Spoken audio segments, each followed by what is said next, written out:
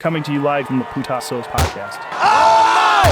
Just slapped him like that! What up, guys? You already know what it is. Putasos podcast, episode number 45.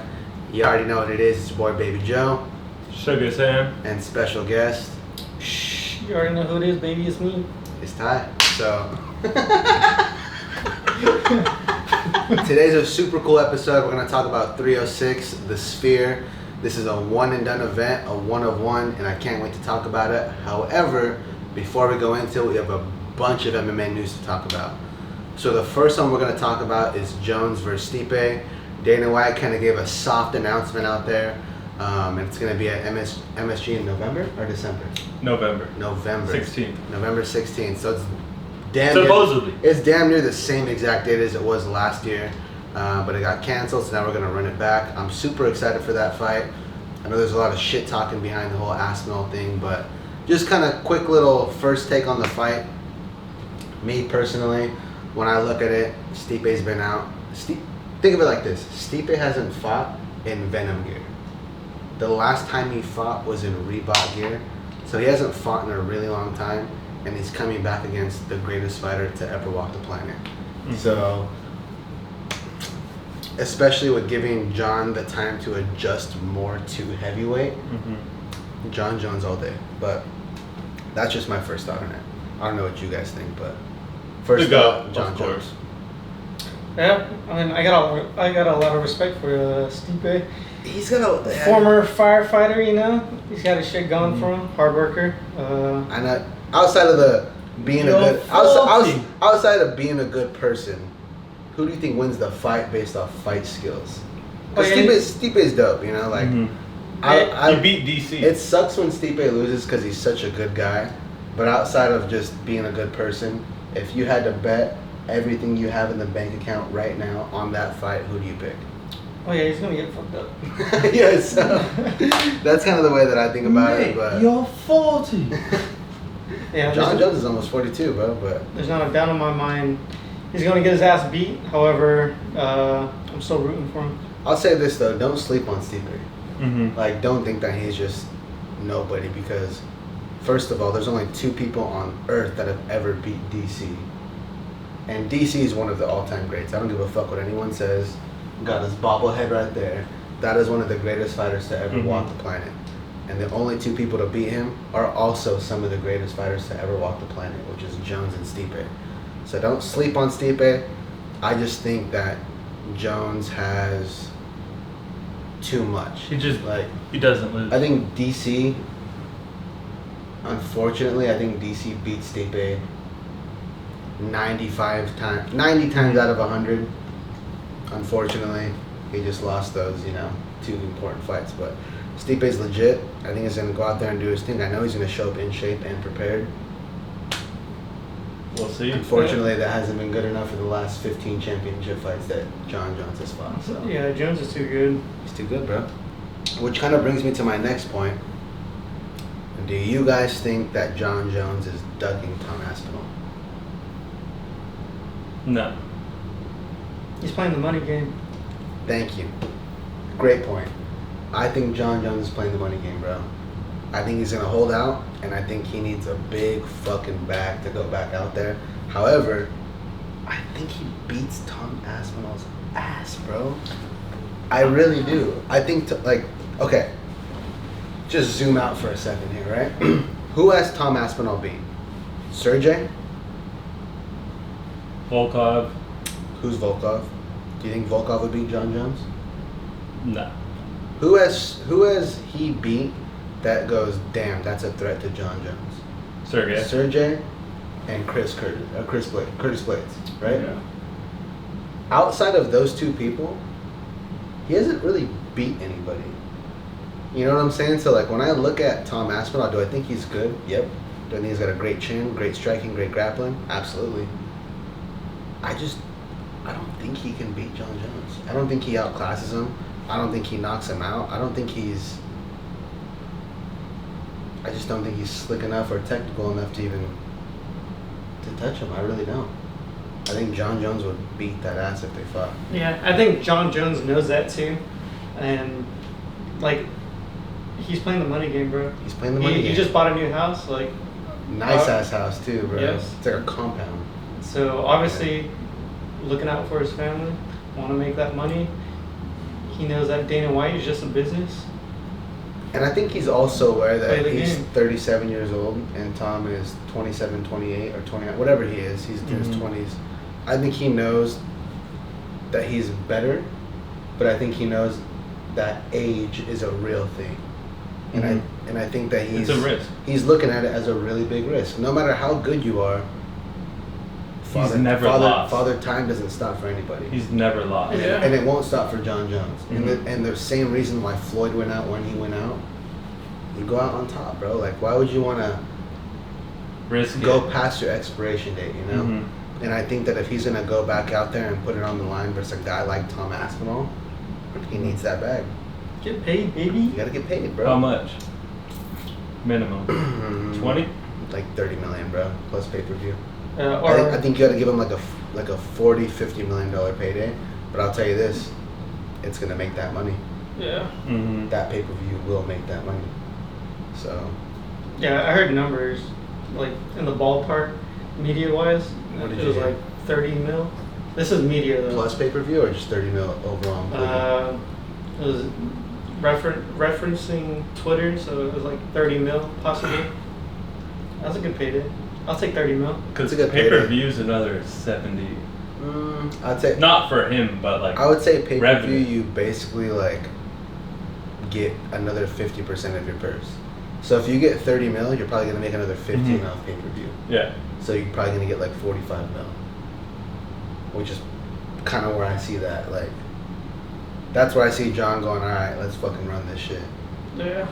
And if he beats Aspinall, oh my gosh, bro, that is a stamp on a career right there. Yeah. I saw the number 30 mil though, and then that one video with Connor and John Jones, and Connor flexes his watch. He's The like, number one rollie. Yeah, he's like number 2 rollie. He's like, one and number 2. what do you mean number 2 rollie? He's like, Don't he let- knows he's number 2. Oh, for sure.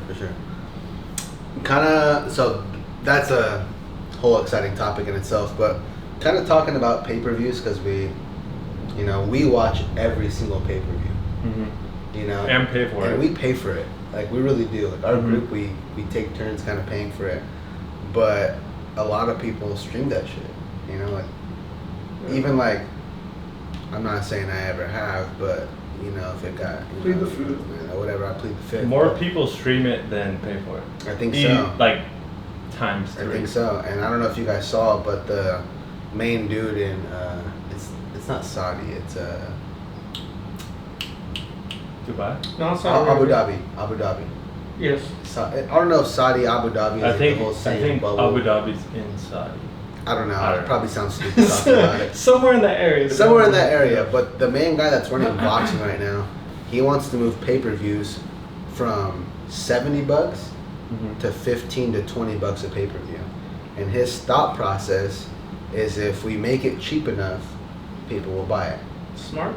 Dana White's thought process is people are cheap as fuck. They're not going to buy it anyway. They're going to stream it regardless. So let's persecute the people who illegally stream it. What do you guys think as far as if you were a promoter, if you were running this big show, what route would you take? Would you go cheaper and hope that people buy it?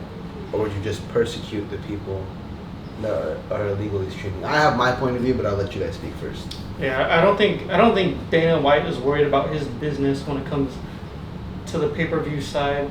How much is being charged? I think he's looking at after the fighters.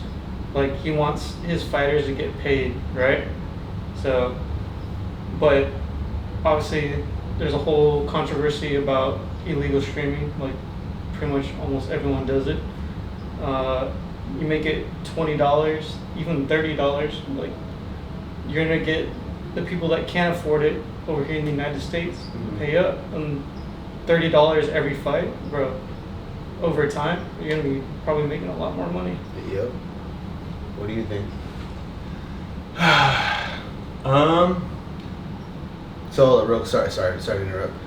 So you think that we should go to lower pay-per-view amounts, right?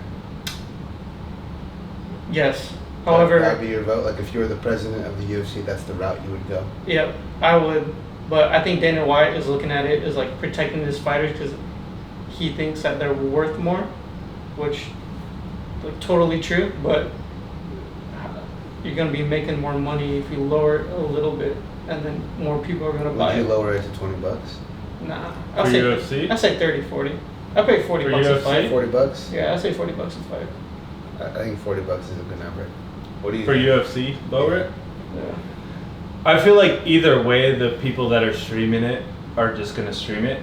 And when it comes to trying to persecute everybody that illegally streams, as far as the people watching the stream or the people doing the stream, like with the internet, that's hard, bro. It's hard, bro. Like the internet is billions of people. It's Like, just- what are you gonna do? Yeah. Undefeated. Like, and there's proxies, there's VPNs. Like, there's no way to really stop the streaming. Yeah. So it I might agree. be a good idea, but at the same time, it could not be, because if you lower the price and you don't get more buys, it's a bad idea, because the people that are buying it, they're paying 70, 80 bucks every time. If you drop it 40 and you don't get more buys, like, you're losing. For me, he just hit it pretty much on the head, in my opinion, because I think the people that are gonna illegally stream it, they're gonna do it regardless. And I think so. I saw this. But it's so easy to. Yeah, but I saw this thing on Twitter, right? And it was talking about business. And this guy was like, "Hey, I have too much business. What do I do?" And someone said, "Well, higher your prices." And they were like, "Well, then I'll lose business." And he's like, "Yeah, but if you do less business for a higher price, you'll do less work and make the same amount of money."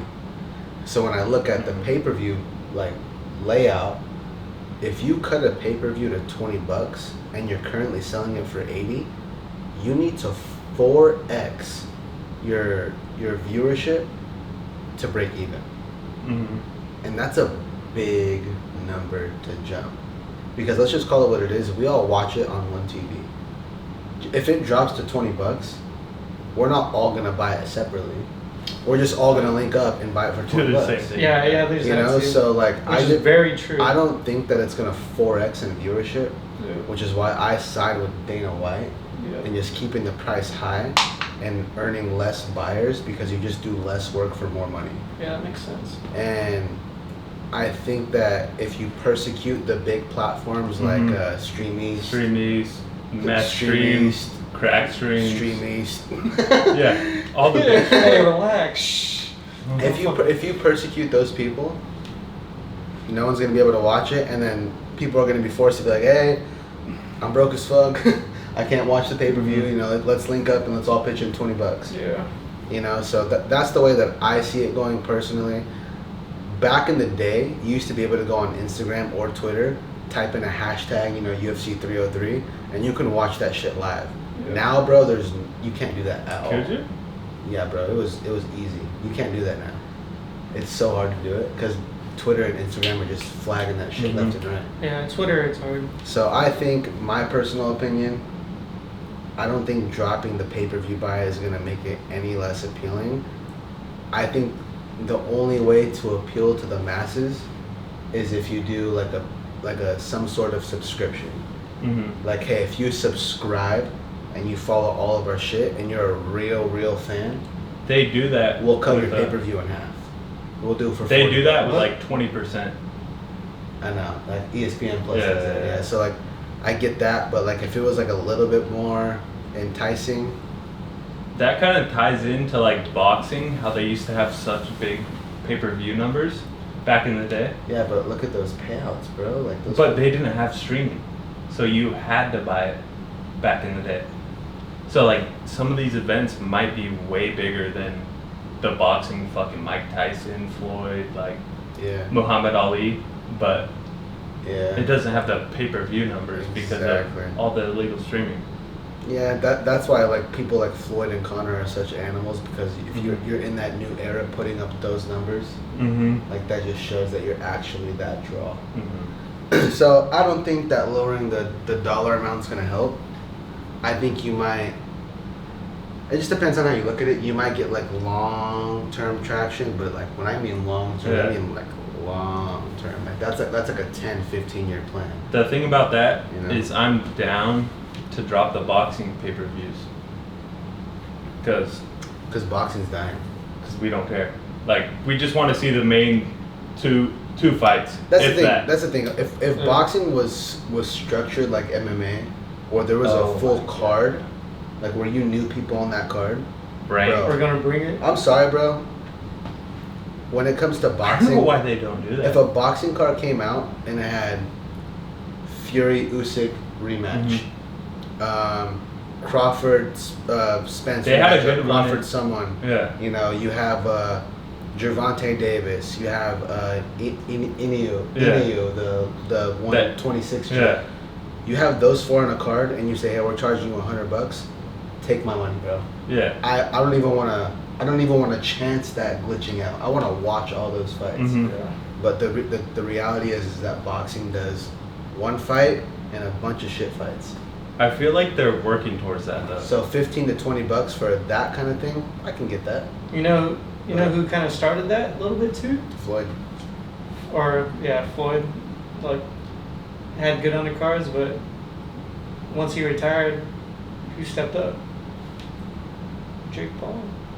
I was gonna say that. No one wants to talk about it, but you see, some That feels actors Big are names. Yep, some actors that are devoted to like the sport have them on undercard. Bro, Jake Paul's legit. I don't care what anybody says, bro. He fights and people call him a YouTuber, but it's like, bro, this kid Yeah. is a fucking athlete. They have to know And by he's now. knocking people out. And I don't care if he's not knocking out pros. He's a good fighter. And not Yeah. only that, he has Amanda Serrano on almost all of his co-main events. She's a fucking world champion. And he has a bunch of people on his card. Like, Jake Paul's doing it the right Yeah. way, and I think that eventually people are gonna. Well, it kind of sucks. I feel like they already know. They already Like, know, it's been but long enough. to It's, where it's people getting are- there. These last two fights are like, Yeah. oh shit, Jake Paul's real.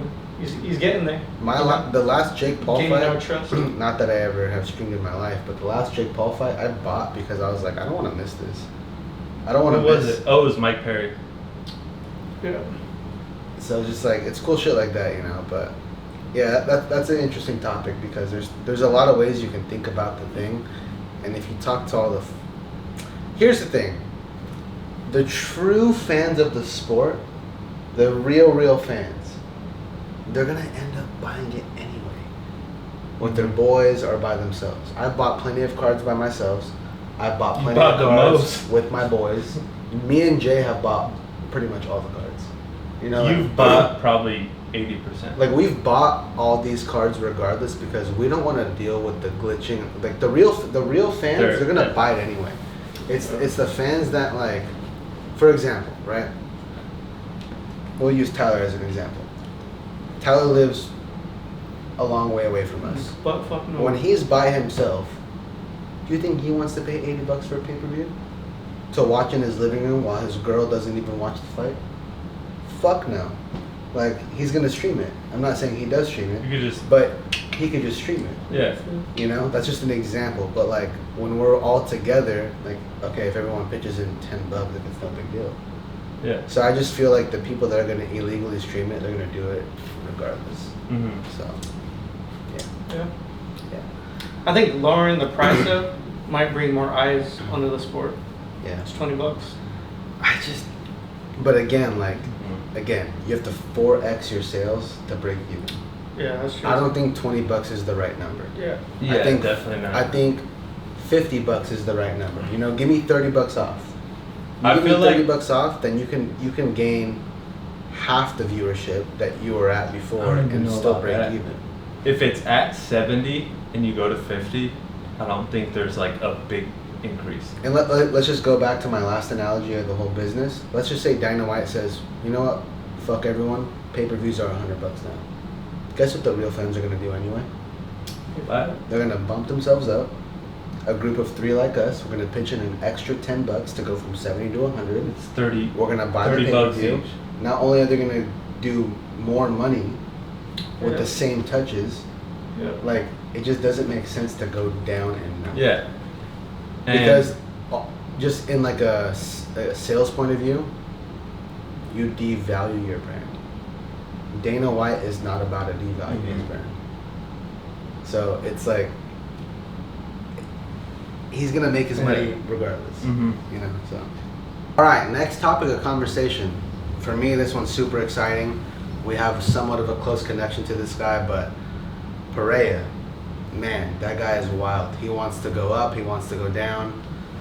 As of recent news, he wants to go back down to middleweight and fight DDP for the middleweight title, regardless of the result for Roundtree. And I think the goal here is to become double champ.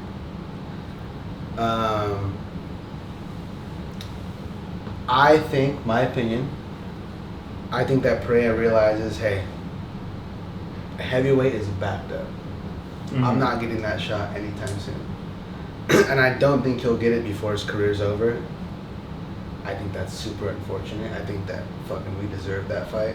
Yeah. But I think that heavyweight's so backed up and Pereira's 37 years old, I don't think that he's going to get that fight before his time's up. So I think he wants to go back down to capture a second belt, to be a double champ, yada, yada, yada. I think it's cool. However, he said one more time. So as a fan base and the UFC, how would you feel if Pereira went back down, won the title, and vacate, and then ghosted again? Let me give you a worst case scenario. What if he loses to Roundtree,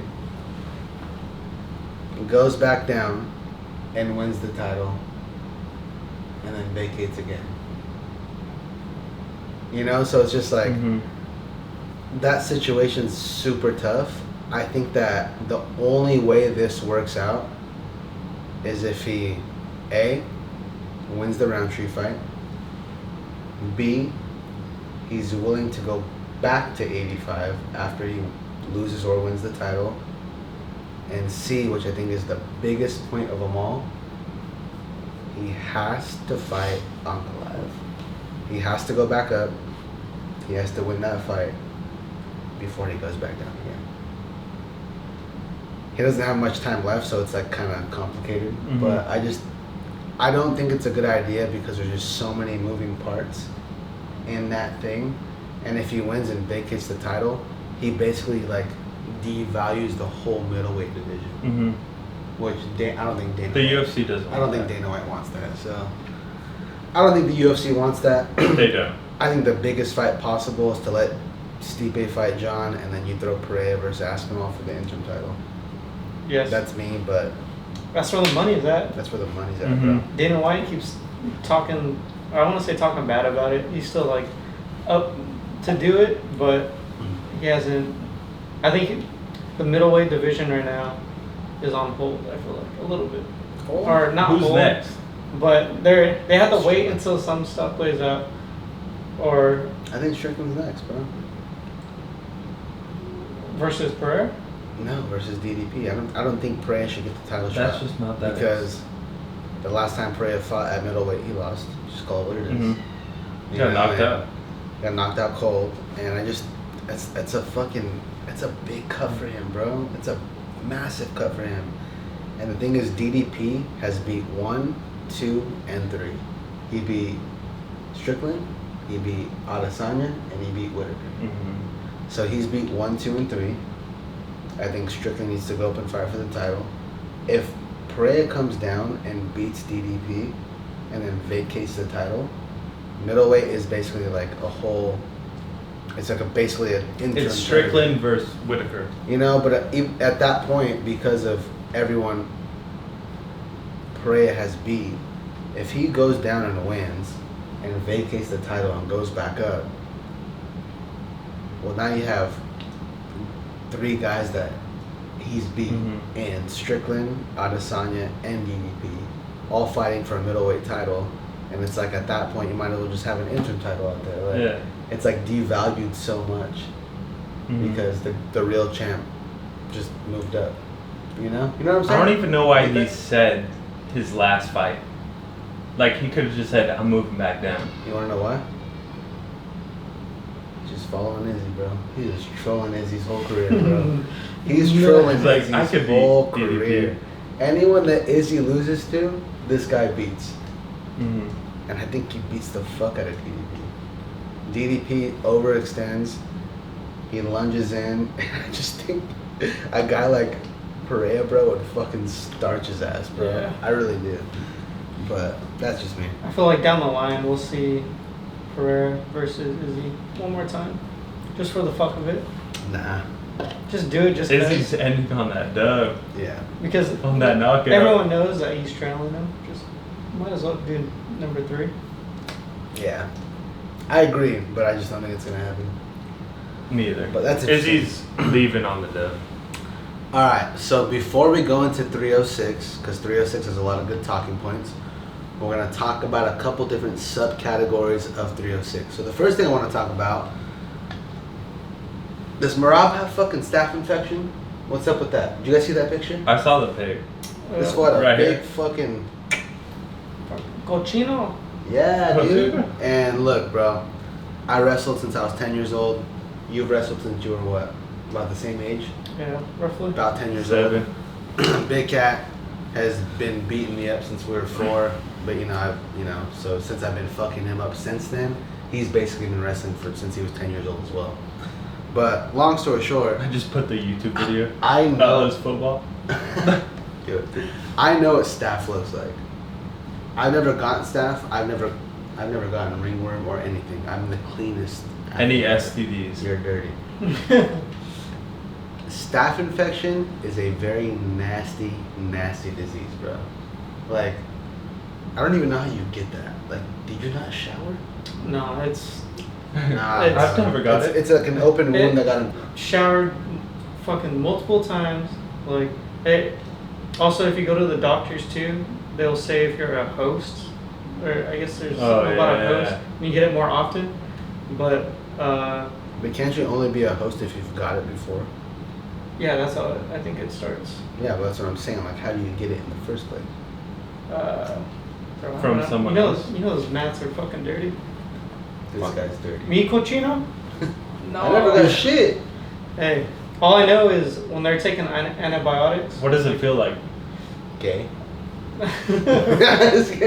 No, I don't know what gay it, feels like. It honestly doesn't feel like it just normal like open cut. I think. Can I ask you a question? Because have you had stuff?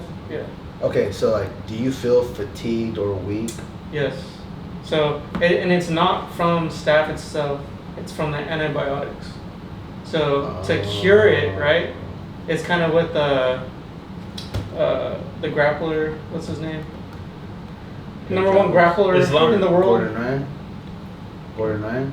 Yeah, so Gordon Ryan, if you looked up him, very recently he's talked about how he has stomach issues now from taking the antibiotics, fighting staph. Definitely not from steroids.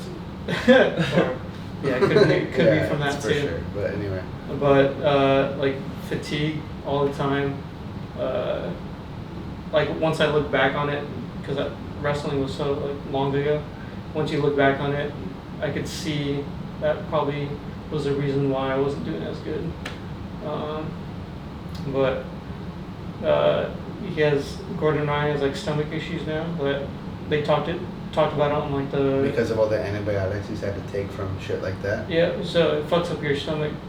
But on the Joe Rogan podcast, they're recently just talking about it, and he says like the doctors here, this is how you cure it. Here, this is how you cure it. But they never talked about like any other cure except antibiotics. Fuck, bro. I've never had anything like even ringworm. I never had ringworm. I never had anything, and Either. I've never like experienced that firsthand. And I've been wrestling my whole life, bro. But well, I felt like all the Russian like fighters They all like have that Khabib. shit, bro. Yeah. Well, it's just dirty mats, bro. Like Well, but they're people they're like, at top okay, level. I'm gonna defend them for just a second because if you've ever been to a wrestling practice, Yes. or let's just call it like an MMA practice in general, like fuck the mats, bro. Like let's just say that me and Ty are grappling, and he clubs me, so I club him back, and he pulls his hand back, and I accidentally scratch him and open up his skin, and then we're wrestling, and I get sweat all up in there. We're rolling, blah blah. Practice ends. He goes home and showers. Well, sweat's already in the fucking wound. Yep. The wound's already open. Now you develop staph. So there's like, there's a lot more ways to get that shit than people think.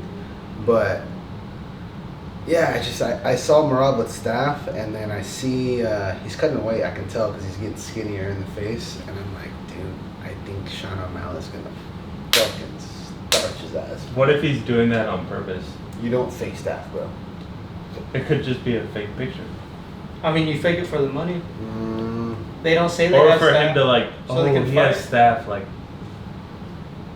it's easy. I guess. How easy would it be to edit a picture of staff? I could do that. I feel like you've been telling them. In the fight, he just puts a band-aid. I don't know. I mean, Either way. you gotta fake it until fight day, so you don't get kicked out by the. They won't kick you out. Or- Information? Yeah. They'll kick you out if it's real, but they won't kick you out if it's fake. Very true. But However, the why main would you point? post it? Like Dana White said, with Rap's eye cut. Like, why the fuck would you post it? that's a He's terrible. an idiot. Yeah, that's Unless honestly he's a terrible doing it thought. on purpose. I think he is, but it could be an old video too. But anyway, Main card? no. go Pete? No, before we go main card, there is so the Sphere is supposed to be the biggest event in history, right? And I'm not talking about like stacked wise. I'm talking about just like quality of venue, quality of pay-per-view, Quality of show. They have the 360 camera on this, bro. That shit's gonna be so sick. He's gonna have a whole crew team like filming different parts at the same time. So like, this is gonna be an event gonna be that's like, crazy. as far as Experience? goes, the experience is gonna be through the roof. Canelo fights the same night. Buniaga. It's messed up. How do you think that affects this pay-per-view? Can I speak first? Go for it. I don't think it does shit. I would say. I think it does nothing. I think I don't think it does shit for this fight, for this specific fight, just because it's at the Sphere. Everyone wants to be, oh, what is happening over here? And then it's just like, Well- oh, another Canelo fight. Well, also Yeah. this, like the last Canelo fight, I forgot which fight it was, but it was on the same night as a UFC pay-per-view. The co-main to the Canelo fight was about a 2-hour gap because they waited for the UFC main event to be done. Yeah, which is smart on their end. So like, I just think the same thing's gonna happen. I don't think the boxing dares overlap the UFC timeline. Like, I don't think they do. Unless he was I fighting like think Crawford I think or something yeah, like that. exactly. I think the UFC is down to like intervene on the boxing timeline. I just don't think it goes the same way. And if it was the Crawford versus Canelo, the UFC wouldn't schedule this that day.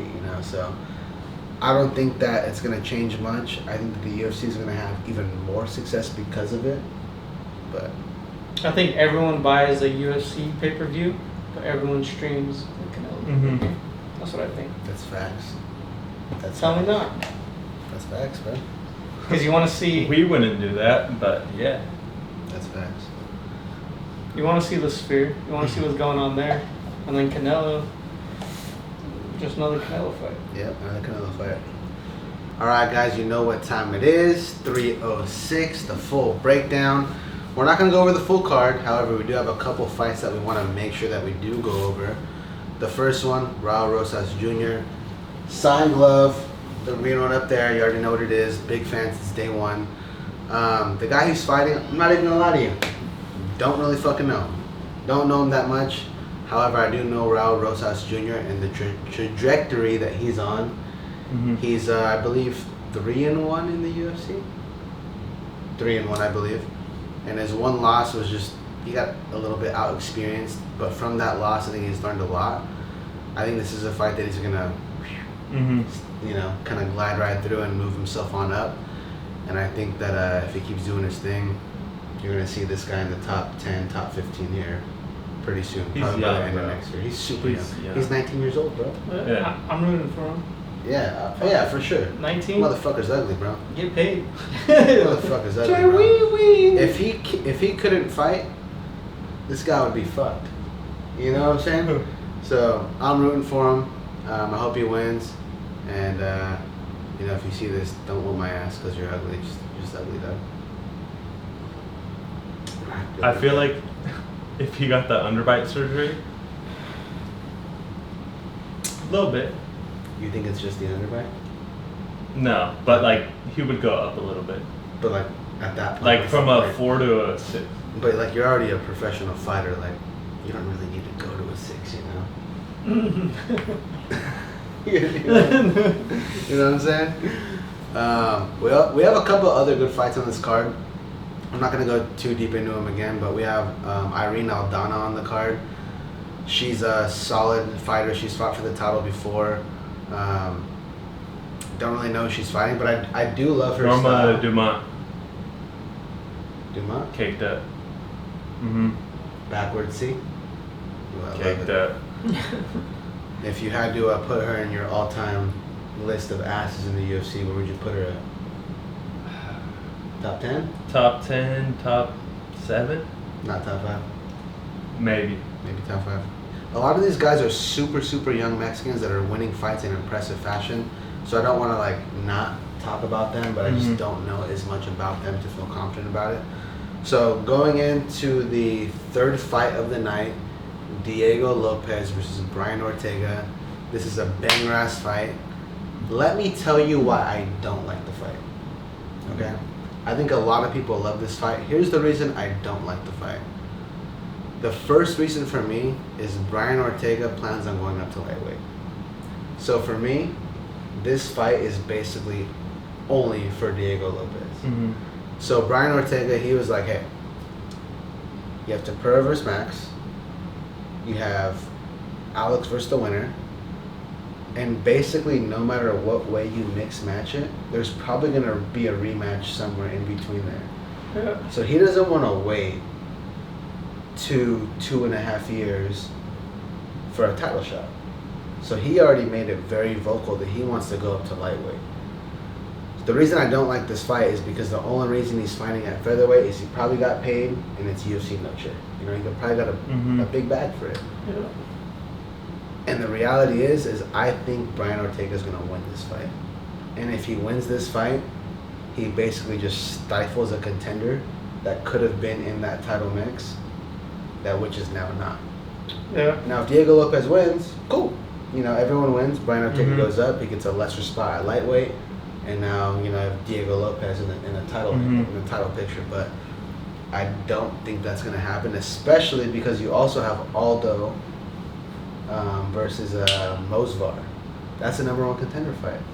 So it's like, I don't think that Lopez is going to get that love. And I think if Brian Ortega wins, he's not going to get that love either. So I think that this fight is kind of like a... Yeah, or it's an opportunity for Lopez. But kind of like how Dustin Poirier fought his last fight. He wants to give these up-and-coming guys a shot because that's what you're supposed to do as a veteran, you know? You want to face Solid. You want to face these guys, tell them you're not a bitch. And Ortega, solid dude, not afraid to fight. All right, sign the contract. Let's do it. So how do you feel about that, though, knowing that Ortega's going up to 55? Like, what does this fight do for him? It doesn't do nothing. Yeah, nothing. But everyone knows that Lopez is coming up and finishing dudes. Like, if he finishes Lopez, it's just another step to being he's already a badass. But Prediction for the fight? Ortega, T-City. Submission or decision? Triangle, baby. All right. T-City. I think T-City wins, and the reason why is because Lopez already fought Mosvar. Although it was close, it wasn't really close. And he also just got off a short notice short notice fight with Dan Ige. Mm-hmm. Dan Ige is a dog. Yeah. But I'm sorry. We actually saw him at the PI. I love Dan Ige.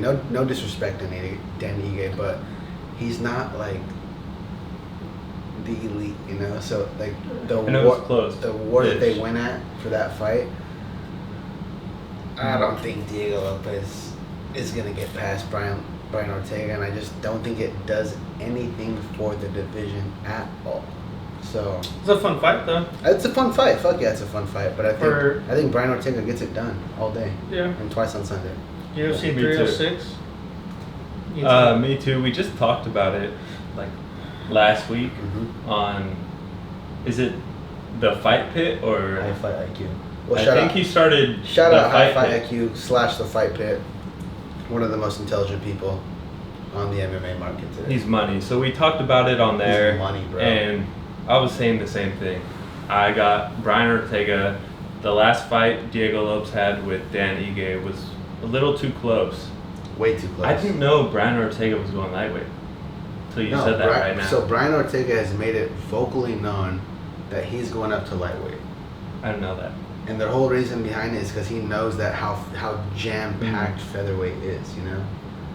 And the fact that I wouldn't say declined, but he said no to a fight with Aljo. When you say no, it's not just saying no. Yeah. You're just moving yourself a spot down, you know? And in lightweight, I guess, who's fighting for the title next?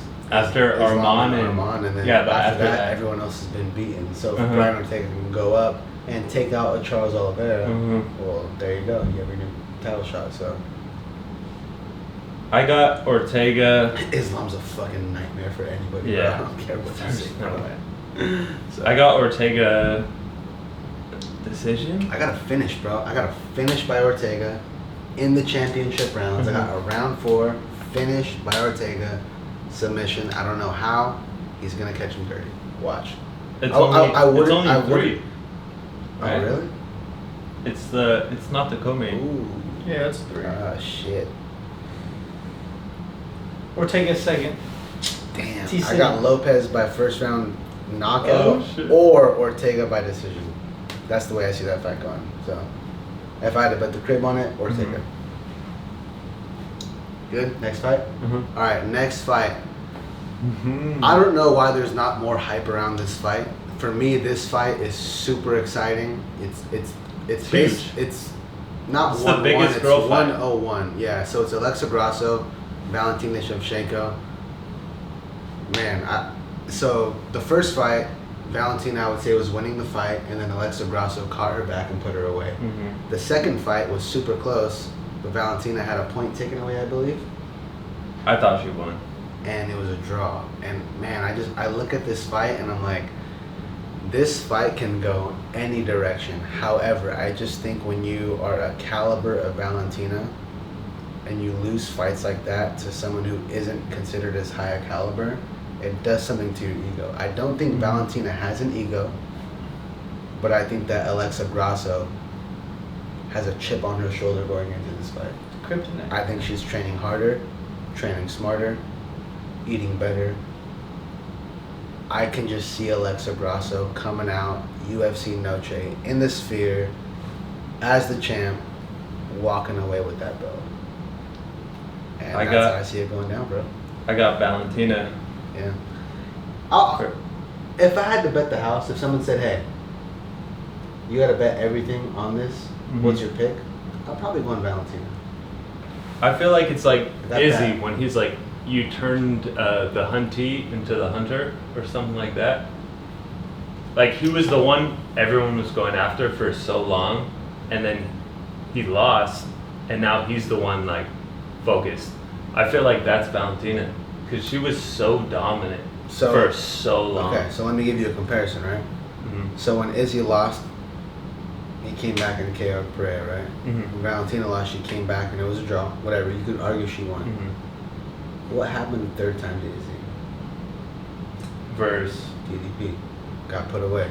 I think Alexa Grasso puts her But away, bro. it was a different person too, so it's like.